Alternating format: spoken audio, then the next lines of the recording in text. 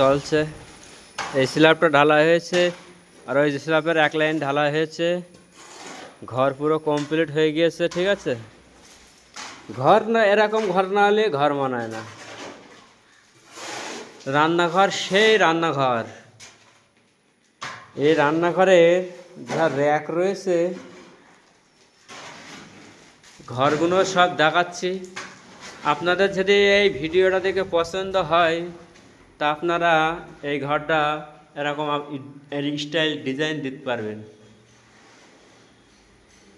এটা এই যে আলমারি বানাইছে শোকেস।